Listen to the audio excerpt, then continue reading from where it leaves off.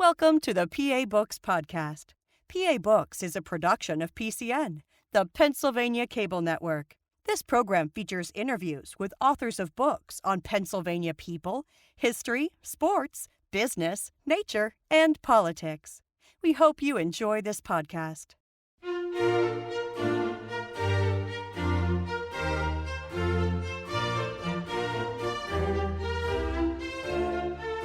This week on PA Books, Christian McBurney, author of George Washington's Nemesis. Christian McBurney, author of George Washington's Nemesis, the outrageous treason and unfair court-martial of Major General Charles Lee during the Revolutionary War. What attracted you to Charles Lee to write about him? He's a fascinating individual. He was the best educated general in the Continental Army during the Revolutionary War. He had the most military experience, but he was also erratic and may have suffered from bipolar disorder, for example, but incredibly sarcastic with his superiors. When he started out with the French and Indian War, for example, he called Sir Geoffrey Amherst, the leader of the British forces, a stupid blunderer and our booby in chief. And when I read that, I said, this guy has a good way with words, so he interested me right away. This is your second book that you've written about him. That's right. The first one, it was about Charles Lee's kidnapping and his time as a captive. And then because the Americans wanted a major general to exchange for Charles Lee, a obscure Rhode Islander managed to take a boat with 45 men, go over Narragansett Bay onto the island where Newport, Rhode Island is, where the British occupied it at that time, surrounded a farmhouse and snatched a British major general from that house and got back, all without a shot being fired. Oh, they targeted somebody just so they would have somebody to exchange That's with right. Charles Lee? Yeah. So it's a fun story. But I didn't get into his treason in that book. In this book, I start with his treason and then also get into his generalship at the Battle of Monmouth Courthouse. Well, for people who don't know, what was his role in the Continental Army? He was second in command. His background was he was English. He's not related to the Lees from Virginia. And his father was well born, which is important in British society. He did receive excellent education, some of it in Switzerland, France. And he served as an officer in the British Army. He rose to the level of lieutenant colonel, which is a pretty high position in the British Army. And he during the French and Indian War, he served in the United States, or what would become the United States. Served well, but he got in all these sarcastic arguments with his superiors. He went back and fought in Portugal in the 7 Years' War and did well there, but he didn't get his promotion to lieutenant colonel right away, so he was upset. Then he became a soldier of fortune. He went to Russia, Poland, Turkey. So he gained a lot of experience. He had more experience than any American general. And he was upset at the king, even insulted him in a face-to-face meeting because he felt his obligation to promote him to lieutenant colonel wasn't met. And he was a Republican. You could be an English Republican, not believe in royal government. What did that mean, a Republican in England? It meant, why do we have a king ruling over us? He's inherited his family. His family came over, like Thomas Paine said. He was a bunch of banditti came over from Normandy and called themselves king. And there should be ruled by the people and not by a king. So he did believe in that. And in 1773, he decided, I'm going to move to America. Where liberty is, that's where my home is. And he immediately made a big impression. He wrote a very important pamphlet, one of the most popular of the times, in 1774, which argued that American militiamen, Minutemen, can fight on the same ground as British and can beat them as the British regular army. And he said Americans were used to handling weapons and used to handling work in the fields, whereas the British didn't grow up handling weapons. So, and he thought men fighting for the liberty could defeat the British Army. What would he have been like to be around? It would have been interesting. It was always some kind of a controversy going on, and he did have a small circle of loyal aides throughout his time, but by the end he was almost alone. He had insulted so many of them. I want to read you something. You're right. He had a reputation for unrefined, aggressive, quarrelsome, and vindictive behavior. He earned notoriety for unrestrained language and his criticism of his superiors. Judge Thomas Jones, a New York loyalist and historian, wrote that compared to other British officers in the French and Indian War, the quarrelsome, satirical, and abusive Lee was under more arrests, had more court-martials held upon him, and more courts of inquiry into his conduct than all the other officers in the Army put together. He was known by some by the name of Mad Lee, and yet he emerged as a leader. Well, he did have a lot of military experience. He definitely came with baggage. There are some people or institutions who just cause a lot of trouble. They're brilliant, really know their business, but they cause a lot of trouble and controversies and always looking for fights and challenging people. And Lee was one of those guys. But he did serve well at first in the Revolutionary War for the Continental Army. He was selected as the number 3 Continental senior general in the Continental Army in June 1775. Interesting story behind that. Of course, he wanted to be number 1, but he wasn't an American born, so George Washington was selected. He wanted to be number 2. But at the time in New England had most of the army in the field. They were surrounding Boston, trying to drive the British out, and the general in command there was Artemas Ward. And so Congress picked Ward to be number 2, and Lee was number 3, and Lee lashed out, Ward is nothing but a fat old church warden who knows nothing about military matters. You know, he always has a certain amount of truth in what he says, but he's a little harsh. And eventually, Ward, mostly due to health, retired, so Lee became number 2 to Washington.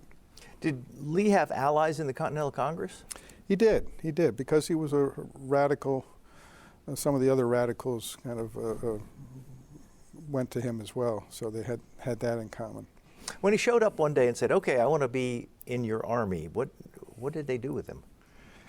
Well, when he came over in 1774, he made the rounds. He traveled up and down the coast. He met with radical Republican, with rebel leaders, from Richard Henry Lee in Virginia to the Adams and John Adams and Abigail Adams and Mercy Warren and James Warren up in Massachusetts. They all comment on him that he was very pro-Republican, but could be very caustic in his comments. So when they gave him his commission, when he was 3rd in charge, what was his job? At first it was to help command the troops around Boston, and he took over one of the divisions, and he did a good job. And he helped train 2 important generals who become important major generals, Nathaniel Greene and John Sullivan. And after that, he went to New York at Washington's request, because Washington figured, well, at some point the British are going to try to invade New York. So he fortified the defenses there, and it was very difficult for the Americans throughout the war, especially in New York, because the British Navy was so much more powerful than the American Navy. It wasn't even close. So because the British could control the waters around New York, they really could come easily invade New York. So it was a difficult task to defend New York, but he did his best to set up the forts. Was he in many battles? No, and that was one of the issues that we'll get to in Monmouth. He actually didn't have a lot of experience commanding large numbers of troops in battle. It's interesting, you also write he had a penchant for intrigue, sarcasm, and a biting satire, as well as a tendency to argue and criticize his superiors. Although he could be composed, brilliant, and a courageous leader in battle, he could not be relied upon when not in the field. So he was calm when the shooting was going on? Yes. When he was in battle, he was very calm. For example, at Charleston, after New York, he went down to Charleston, and he commanded, technically, he was the commander of the defenses down there.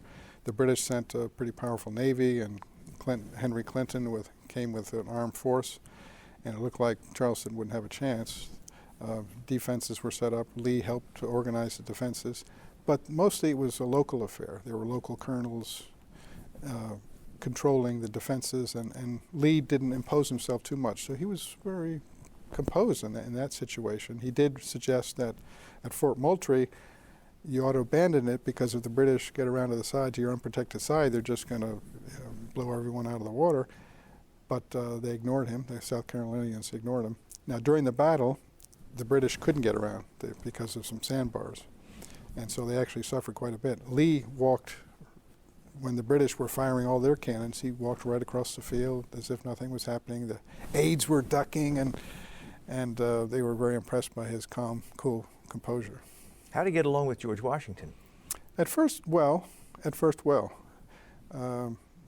But he always, Washington was not as well educated.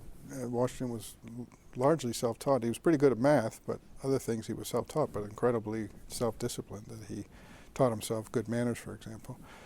But Washington appreciated his military experience, and Lee was good at first, but then things started to fall apart. Shall we talk about that? Well, did they fall apart before or after he was a POW? Just before. What caused it? Well, Lee came back from Charleston. He was given a lot of credit for the victory at Charleston, the American victory at Charleston, even though it was really a victory of the South Carolinians, Colonel Moultrie and others.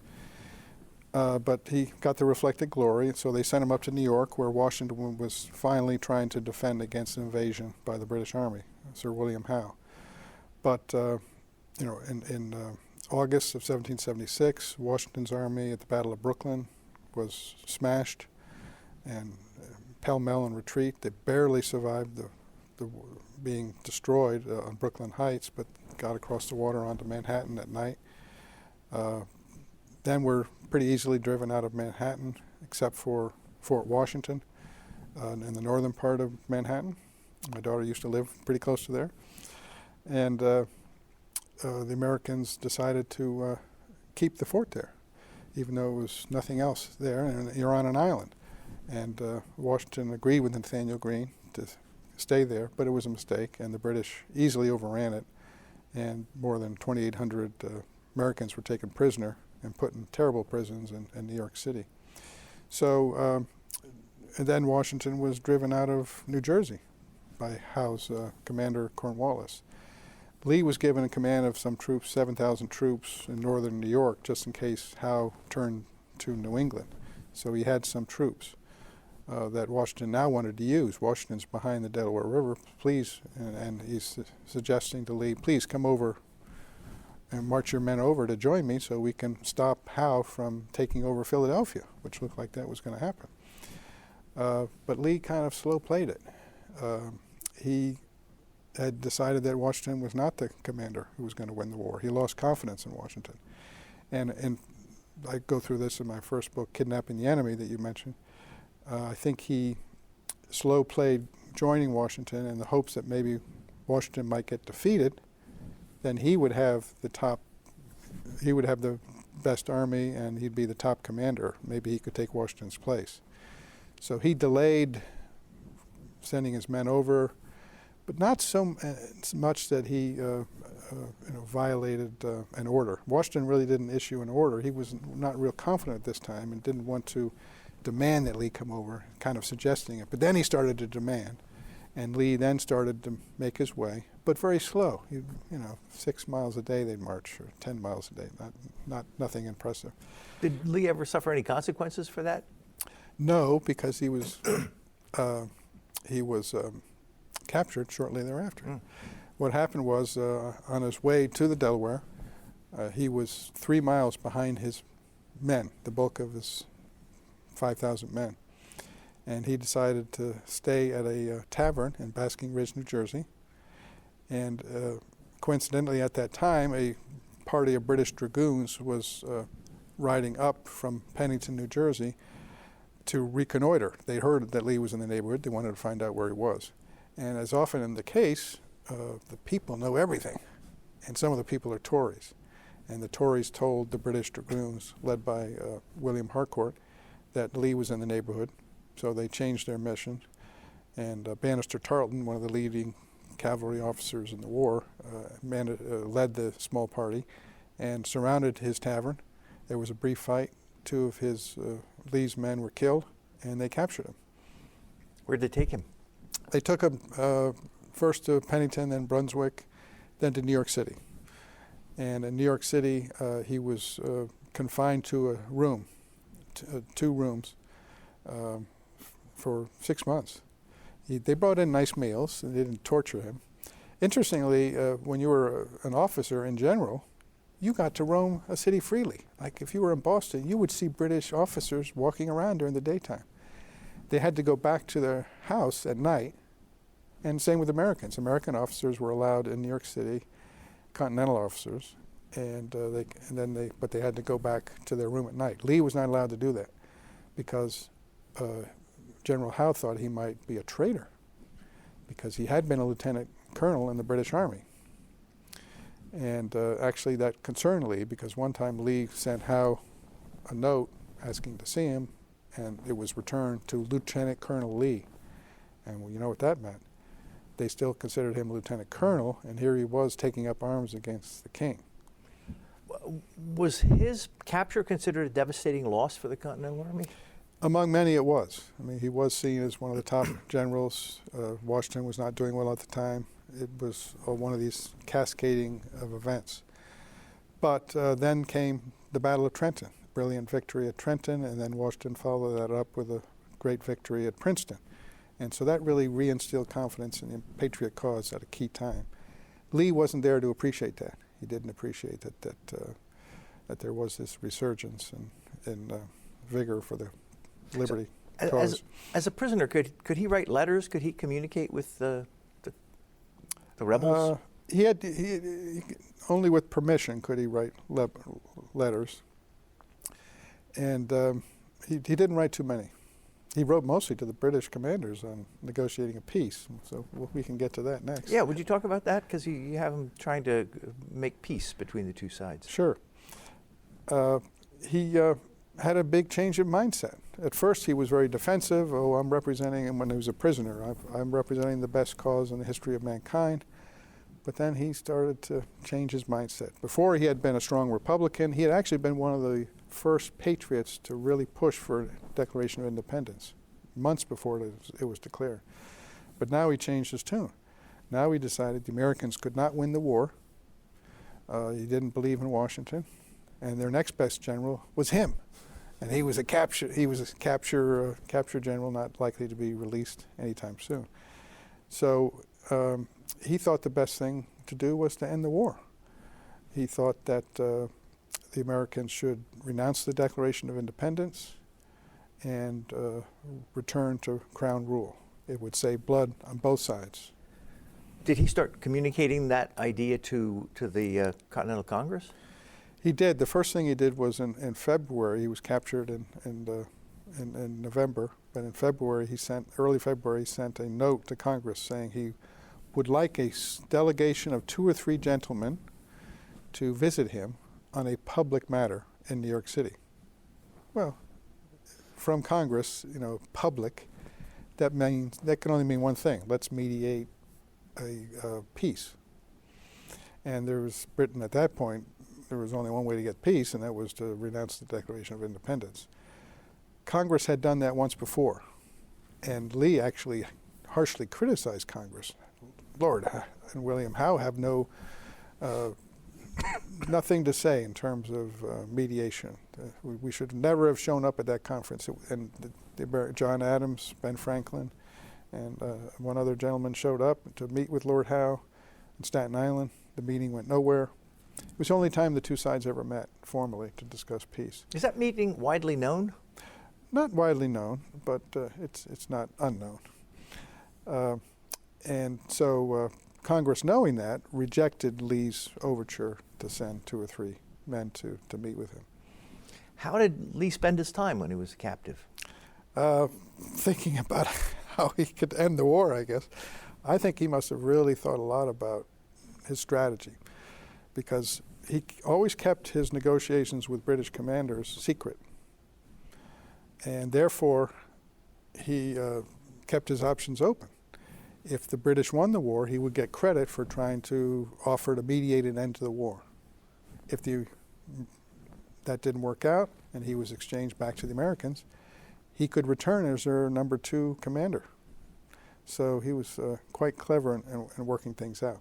So he was not necessarily wanting peace because of saving bloodshed and brotherhood, but it was his own benefit? Well, it's not clear exactly why he wanted peace. I personally think that his own words are very revealing and should be relied upon, not supposition. And if we go to the next effort, the most important one he ever did, I think that's shown. And that is in March of 1777, he wrote a plan, 8-page plan, on how Lord Howe and William Howe could defeat the Americans as quickly as possible in the field. He had a whole strategy. The subtitle of your book says The Outrageous Treason. Is that the outrageous treason? That's the treason. Why did he do that? Well, I think he said it in the plan. I sincerely and zealously believe that it's best interest of the parties to mediate an end to the war and for America to renounce the Declaration of Independence and return to Crown rule. He wanted to save blood on both sides. He didn't think the Americans could win. Therefore, let's save blood on the American side, let's save blood and expense on the British side. And he also thought that the Howes were moderate men and the Americans could get a moderate settlement from them, which he was probably accurate in that point, although the Howes in fact had no real authority to negotiate a moderate settlement. The Howes were Whigs, you refer to? They were also somewhat Whigs, yes.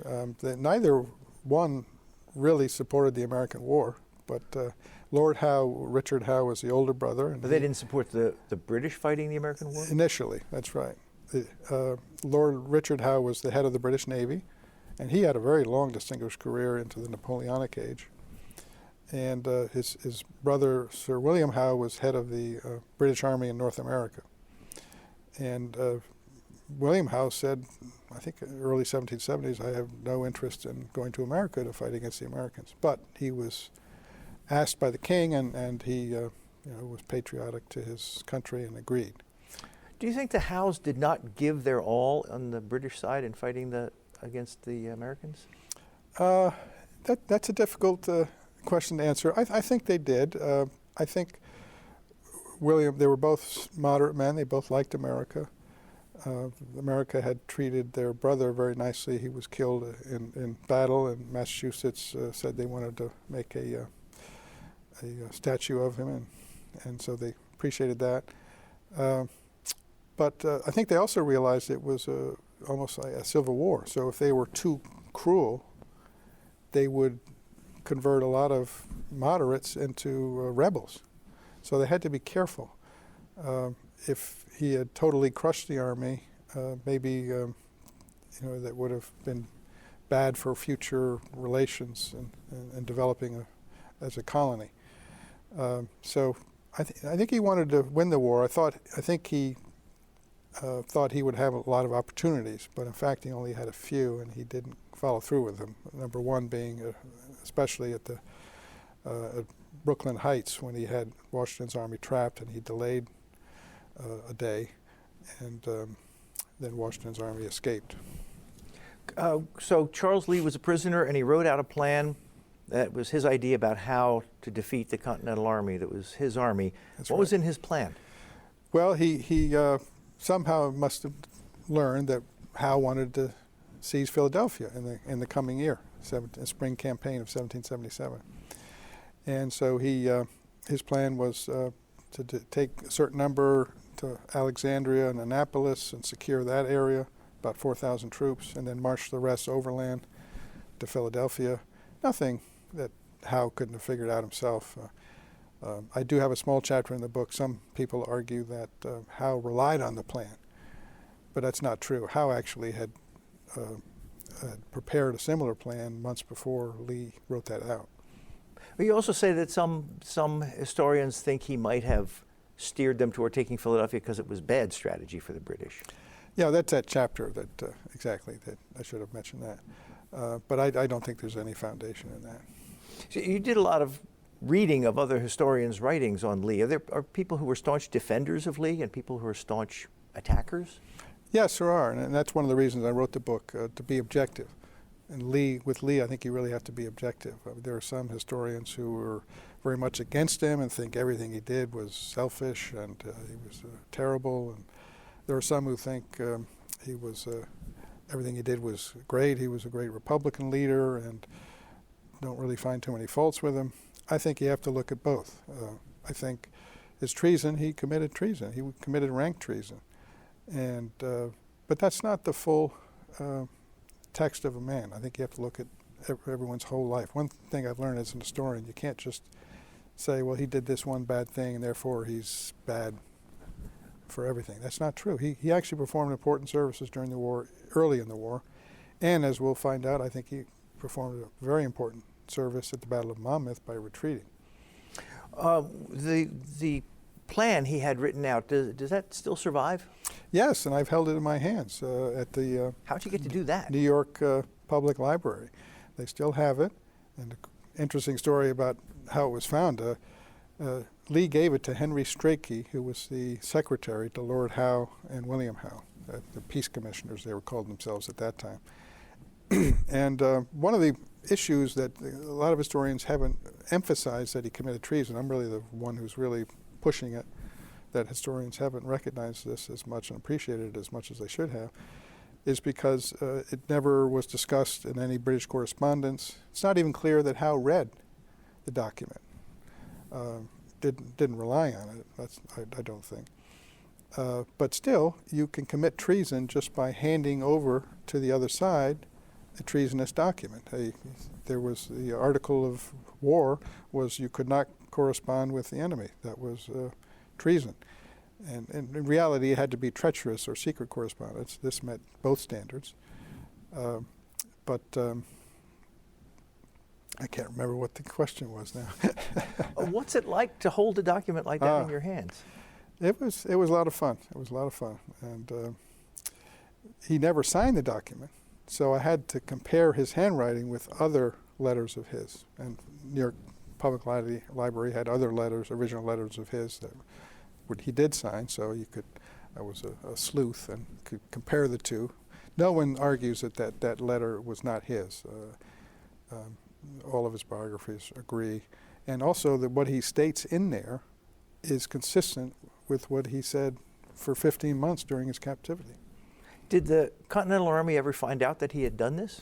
They did not. So I think we were talking about Strachey, got the letter, and it doesn't appear that he circulated very widely, and it wasn't even mentioned after the war by any British general, and it was found 75 years later in his family's files in England. And the original letter was the original letter. in No one knew about it, and then someone stole it apparently, and it was sold at a British New York auction, and then the New York Public Library wound up with it. Do you collect documents like that? Are you a collector? I am not, because it costs a lot of money. I spend enough on my research. So you have to spend a lot of money to be a collector. These items can be a lot of money these days. So you said in the first 6 months he was confined to an apartment in Manhattan. Where was he the rest of the time? Well, at first, Lord Howe wasn't sure that he should be treated as a traitor because he had served as a lieutenant colonel, and that's why he didn't let him roam around the city. But finally, John Adams in Congress said, if you touch Charles Lee and hang him as a traitor, we're going to do the same for one of your generals. And then Howe also got confirmation from London that Lee, in fact, did resign his post as lieutenant colonel prior to his joining the American Army. Well, you're saying here so that then he was allowed after that to. He was confined on a ship for a while too, which he hated, and then that was several months. And then later he was allowed to move in with his friends. He moved in with his old British officer pals in a house. You say in here that he could have resigned his commission as a general in the Continental Army and signed a pledge not to act against Britain in the war, and he might have been released early from his captivity. That's right. So why didn't he do that if he thought that the Continental Army was going to lose? It's a good question, and I think it's because he kept his options open. He didn't tell the Americans that he was negotiating throughout his 15 months with the British about mediating an end to the war. and therefore he could return to the American Army as a senior general. That's what he most liked, to be a soldier of fortune, a general in the field. You mentioned a correspondence back and forth between the Continental Congress and the British Army. Was there a lot of that? Like, they communicated with each other? There was some, particularly between generals and Lord Howe in Washington, for example, or local theaters of war, particularly about prisoner exchanges. That was a big area. Technically, you weren't supposed to correspond at all with the enemy, but of course, if you were trying to negotiate an exchange of prisoners and doing it in a public way, that wasn't a problem. You write in here, this is your words, while Lee committed treason, his conduct was not nearly as dishonorable as Benedict Arnold's or many other turncoats. That's not setting the bar very high, is it?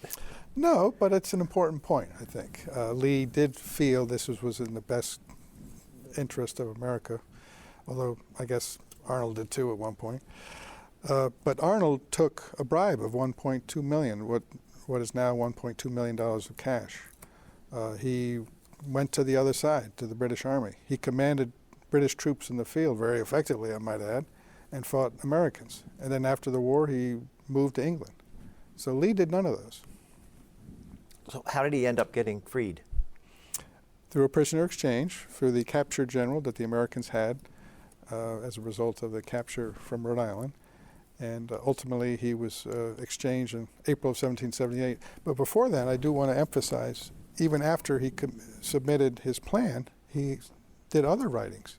He wrote a very long letter in January of 1778 to a British commander in New York City saying, okay, after the Battle of Saratoga, maybe the Americans can win, they can just stay away from your army, but I still want to help negotiating a peace, because if the Americans win, they're going to have a civil war between the Patriots and the Tories, the Loyalists.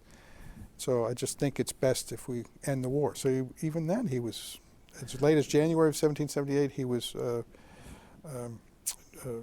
promoting a peace. So he was released and went back to being number 2 in the Continental Army, and he still corresponded with the No, he British? was released in April of 1778. So this is in January.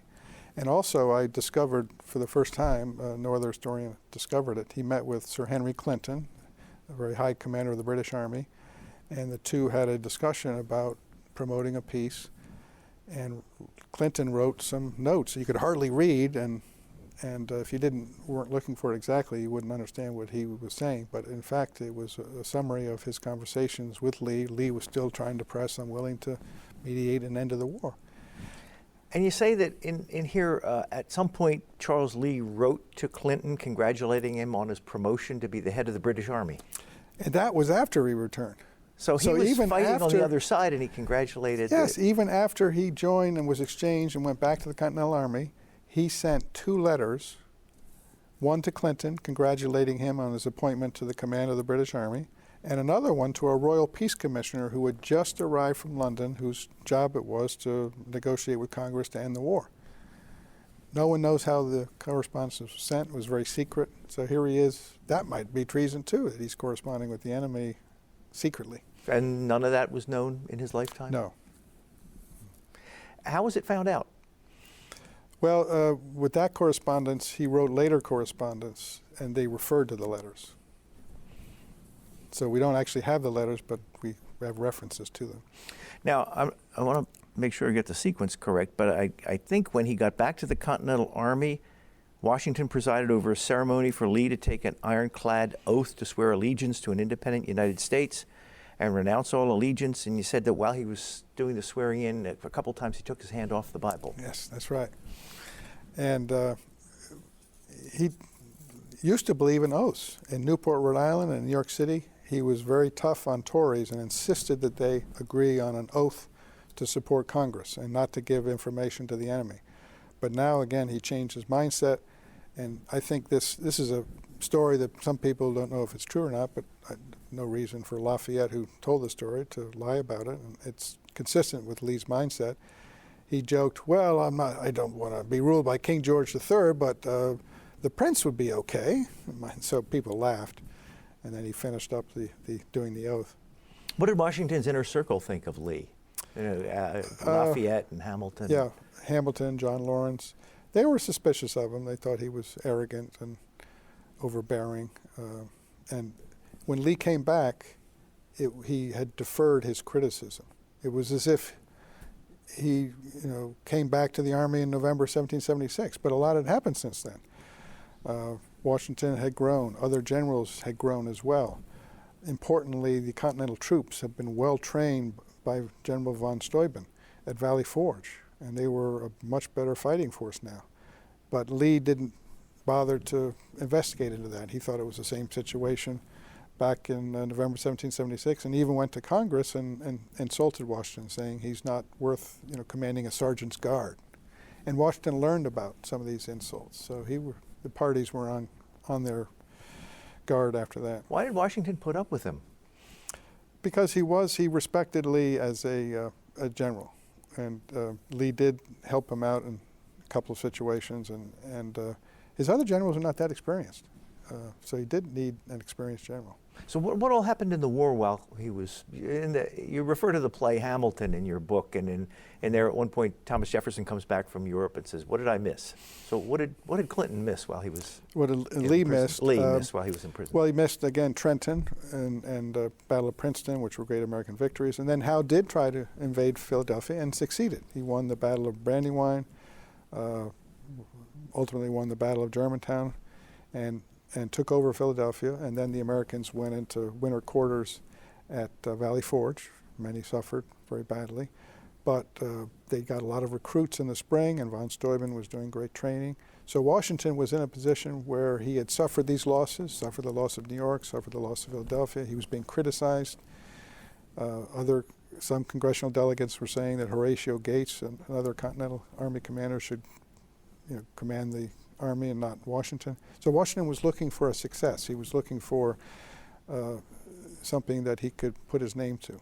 And so when Lee came back and he was put back in charge, how did the other officers take it who had been fighting for Washington the last year and a half? Not real happy about it, I think. Now what happened was the French joined the war. Word came to North America that the French allies were coming over with a large fleet, and the British were horrified, and the decision was made, got to evacuate Philadelphia. British Army needs to evacuate Philadelphia, and we'll concentrate our forces in New York. So Clinton sent a lot of his troops by ship from Philadelphia to New York, but couldn't do most of it, so he had to take most of his British Army overland and march them out of Philadelphia up to Sandy Hook, and then Lord Howe was going to come back with his ships and pick them up there and take them to New York. But he had to march a long way, and Washington asked his generals in council, should we attack the British Army? And Lee headed a faction, actually a clear majority, that said, no, we should not attack them. We should make a bridge of gold and let them go to New York. That's fine. We don't need to risk the Continental Army that we've built by engaging in a general action with the British Army on the field, one-on-one. And Washington wasn't real happy about it and had them decide again, which was a message, hey, maybe I didn't like that first decision. And a couple of other generals thought that Washington should have been more aggressive. Lafayette, Anthony Wayne, Hamilton was a colonel, an aide. And the generals got the idea then, and even Lee, they agreed, okay, let's send out a strong contingent to attack the rear of the British Army as it's retreating. Did Washington tend to be ambiguous in his instructions? He wasn't, especially in the first part of the war, he was not dictatorial. He was still feeling his way, and especially in dealing with Lee, who was an experienced officer, he didn't dictate him to what he should do. He was, getting stronger, and finally, he sent the message of what he wanted to do, so they got the message. I'm sorry, you started to set the stage for the Battle of Monmouth, and I interrupted you. Go right, ahead. And so Lafayette was originally picked to lead the contingent of American troops, detachment that would attack the British rear. And Lafayette was very young. He was early 20s. He'd never seen any military action in Europe. He got a little bit of training in France. So it was somewhat questionable of Washington to pick him. Lee actually said, no, let Lafayette have it. It was a small contingent, but then Washington kept adding to the contingent, and it got pretty big, about 5,000 men. And Lee finally said, this is enough for my dignity to lead. And so he pressed to take it over. Lafayette resisted. Washington was in a quandary, didn't know what to do. Finally decided, well, Lee's the senior general, I have to give it to him. Was there a clear plan that Lee was supposed to follow? Good question, and the answer to that is no. Lee shows up, having not been with these troops. He didn't even know most of the officers. No one knew him. And he shows up near where the battle would be fought in a couple of days, and takes command from Lafayette and calls his troops together, officers together, and says, well, I don't really have a plan, we'll play it by ear. He didn't even reconnoiter the field of battle the next day. By contrast, Clinton reconnoitered his position and thought he was in a very strong position. Who attacked who? Well, Lee was under orders to attack the British Army, and he fully intended to do so. He went out in the morning with his troops, but he got confusing intelligence. The British Army had been marching away towards Sandy Hook, and the intelligence was, well, not all of the British Army had left, and there was a large contingent still there, and no one thought it was a good idea for Lee to take his detachment, cross these swampy ravines, and then if they were going to be attacked by the British, they might have to retreat over the ravines. That could be a disaster. So there was some delay there. Finally, Lee just said, let's just go forward. Clinton was mostly marching away. There was a small contingent of about 1,500 men who were left behind, the rear guard. And Lee said, all right, I'm going to take that rear guard. And he said, Wayne, I want you to amuse the British, those 1,500 men, and we're going to send a larger detachment around the left and surround them. That's Mad Anthony Wayne? Mad Anthony Wayne, that's right, from Pennsylvania. And it was a good plan, but Clinton had other ideas. He had learned that Lee showed up with his detachment, and he stopped his march and turned his men around and drove them as fast as possible back to where Lee was. He drove them so fast that about 60 soldiers died of heat fatigue. It was so hot that day, and they had the big uniforms on and marching really fast. But it was a rare chance for him to attack the Continental Army, and so he wanted to take advantage of it. The Continental Army was outnumbered? Not initially. It was about even. Once the Clinton's force, that was the 1st Division that he turned around. But by the end of the day, they were heavily outnumbered. But again, Lee was about to do his maneuver to capture that rear guard. Then he sees the British force in the distance trying to outflank Lafayette's men. So he changes his mind and then goes to take some troops to support Lafayette. Just as he did that, he sent a message to 2 of his top generals, General Scott and General Maxwell. They commanded more than half of his men. And they said, I'm going to the right, you stay in the center. And his 2 aides came back and said, I can't find them. The generals and their men have disappeared without saying where they went. And Lee was aghast. And here you have the cream of the British Army coming down towards Washington's men, Lee's men. And now Lee is heavily outnumbered. And he's got this swampy ravine behind him. He has no idea where the bulk of his other troops are. He doesn't want to retreat, but he decides it's really in the best interest of the Continental Army to retreat. And really he had no choice. So he did retreat. And it was, not when you retreat like that and you're not planning for it, it's not always a pretty picture, but they did a pretty good job. Most of the troops kept in good marching order. The British were chasing after them. And Lee organized a defense at what's called the hedgerow. Before that happened, Washington comes on the battlefield, and he sees all these retreating men, and he gets angry. And he stops this drummer boy, and the drummer boy says, the whole army's retreating, and Washington was outraged and had the drummer boy put under guard not to tell anyone else. And so Washington goes up to Lee in the field and said, what is the matter of this? Why are you retreating, sir? Lee was taken aback. He thought he did a good job by retreating. And one of Lee's faults was he never kept Washington abreast of the developments, so Washington had no idea. And the two had a sharp exchange. But Washington did say to Lee, all right, go back to the hedgerow and organize the defense there. And there was Lee put up a very strong defense, and Clinton was in the middle of it, and it could have been easily killed. And the American Army fought well there, well enough so that Lee's troops retreated safely across this bridge, and the troops at the hedgerow also retreated safely across the bridge. So no American units were left behind, stranded, or anything like that. So Lee expected to be congratulated, and instead he was berated? That's right. In public? Yes, and he was a very proud man. He had a lot of experience as a military commander. That was his persona.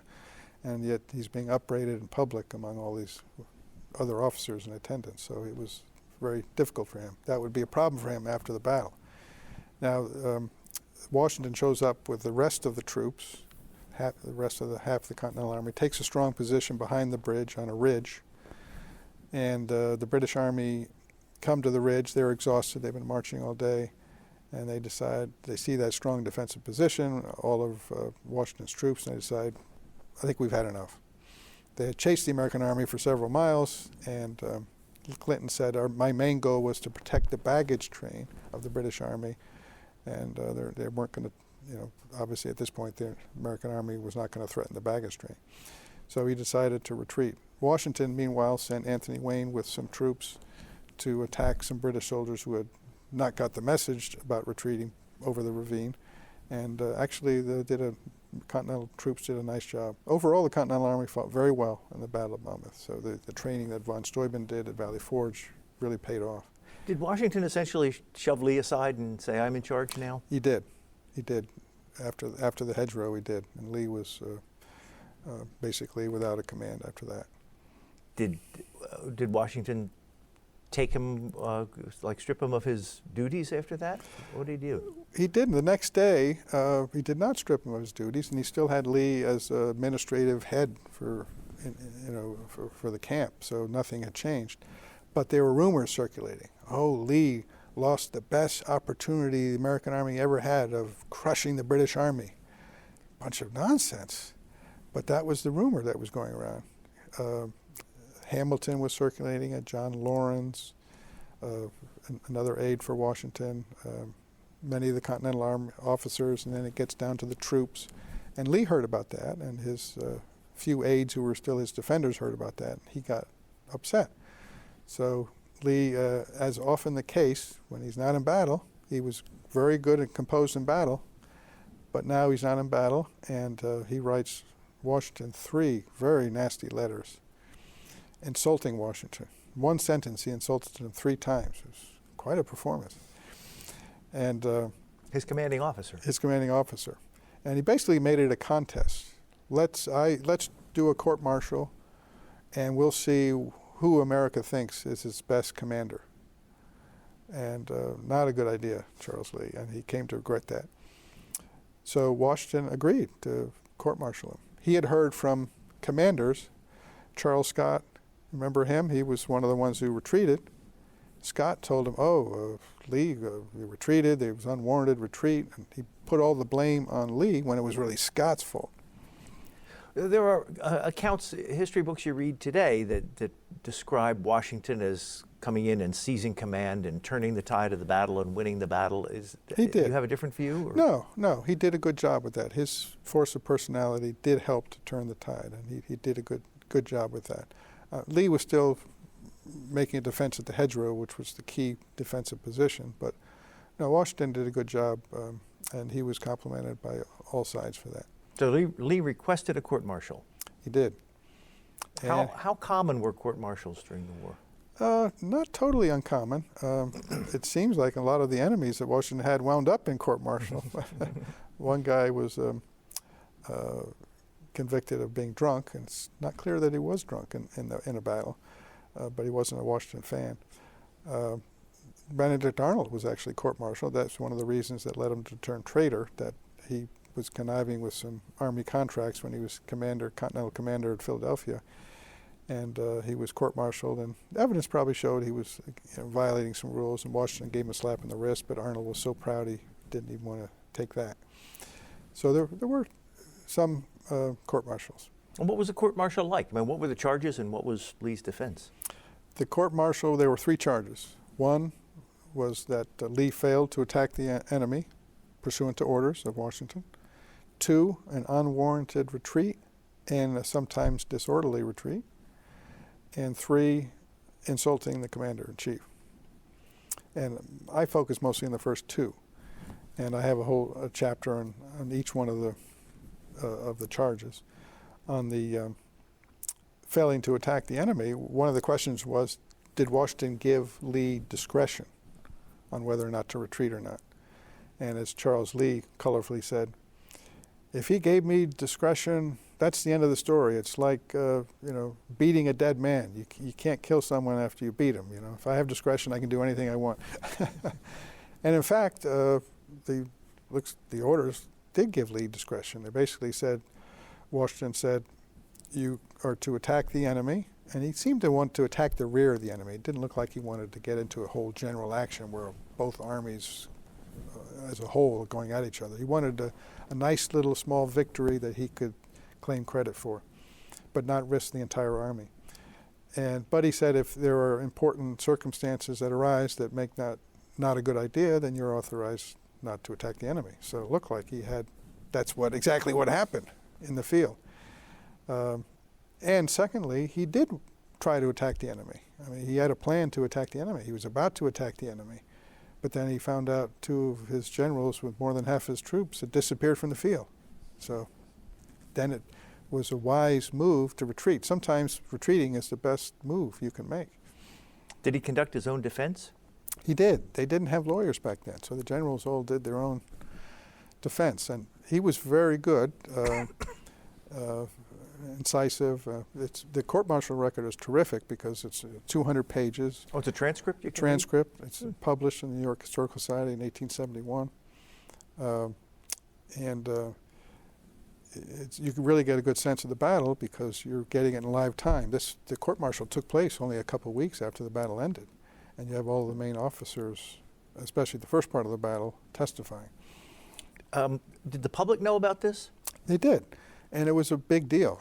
As one Thomas Fleming, an American Revolutionary War historian, said, it was as if Dwight Eisenhower court-martialed Omar Bradley in World War II, or Ulysses Grant had court-martialed Tecumseh Sherman in the Civil War. So there are newspaper reports? Yes, yeah. What do they read like? They didn't get too involved because they didn't have the transcript. But it was mentioned a lot in letters and a lot of anger against Lee at this time because he was seen as attacking Washington. Washington was starting to be revered as the one man who could bring everyone together and win the battle for independence. And so he was made a mistake of making it a political battle instead of a military one. On pure military grounds, Lee had the better argument. And also on the retreat. Was it an unfounded retreat? I don't think so. And there were some units that were, straggling a little bit, but it was incredibly hot, and no retreat is perfect, and no units were ever, stranded or left behind. So he was convicted on both those grounds. And he was also convicted for insulting the commander, which was justified. He did insult the commander. What was his punishment? His punishment was 1 year suspension. Now you might say, all right, he didn't attack the enemy pursuant to orders. He retreated in front of the enemy. Why would he only get 1 year?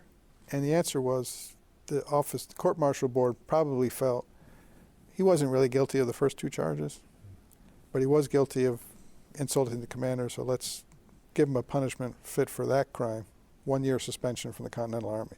You suggest in the book that Alexander Hamilton may have lied under oath during Well, a lot of historians trial? think that Hamilton may have lied, but I actually argue he didn't. He told the truth on the discretion point, and that really supported Lee. But Lee and Hamilton really went at it throughout the trial, because what Hamilton said was, well, when I saw Lee, he lost his composure. He was talking, it was making indistinct orders, he was contradictory orders. He lost his composure, and Lee could not take that at all. That was his main persona, as a calm battlefield commander, which he was. So every officer who he cross-examined, did you notice my composure? Did I not have a level head? And everyone would agree he did, except for Hamilton and John Lawrence. They both went at each other. John Lawrence, of course, was highly promoted in the Hamilton play, and he was a very intelligent, sharp young man who knew many different languages, and but he was a real Lee hater. John Lawrence and Lee had a duel. They did. So to set the stage, after the court-martial, Congress had to approve the verdict, and so there was Lee was trying to work with his supporters in Congress, and others who were Washington supporters working with their delegates, and it was a pretty close affair, but ultimately Congress voted to uphold all the verdicts, and that really enraged Lee. And after the approval, there was a lot of threats of duels and actual duels. Lee and Lawrence actually fought a duel, not because Lee insulted Lawrence. Lee actually wrote a scribe attacking Washington, and Lawrence challenged Lee to a duel to defend Washington's honor. Under the code of dueling, that was not permitted. But Lee didn't raise that objection and agreed to duel. And actually, Lawrence wounded him in the side, not seriously, but did wound him. Lee also received a challenge from von Steuben, General von Steuben. Lee, as usual, was caustic in the trial and said that Steuben was a distant spectator during the battle. It was true. He had almost no role. But Steuben was insulted, and so he challenged Lee to a duel. The two managed to avoid one. And Anthony Wayne is another one who challenged. That's right. Pennsylvania's Anthony Wayne. Remember, he commanded the troops that were supposed to amuse the British Guard, the rear guard, not drive them from the field, keep them engaged while Lee went around. But Wayne kept saying, I need more troops. Give me more troops, General Lee. I need more troops. And in the court-martial, Lee said, oh, I laughed at Wayne when he made all these demands. You know, he didn't know the whole situation, which he didn't. Wayne did not know the whole situation. If you could talk to Charles Lee, what would you ask him?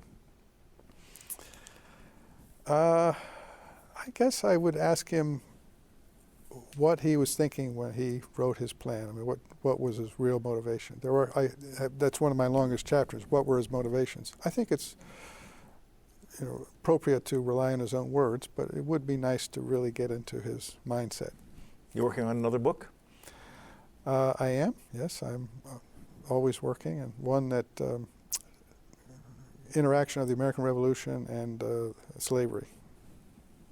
We've been speaking with Christian McBurney. He is the author of this book, George Washington's Nemesis, the outrageous treason and unfair court-martial of Major General Charles Lee during the Revolutionary War. Thank you very much. Thank you. I appreciate being here. You've been listening to a podcast of PA Books, a production of PCN, the Pennsylvania Cable Network. Full episodes of PA Books, as well as other PCN programs, are available to stream with the PCN app. Visit PCNTV.com or the App Store for details.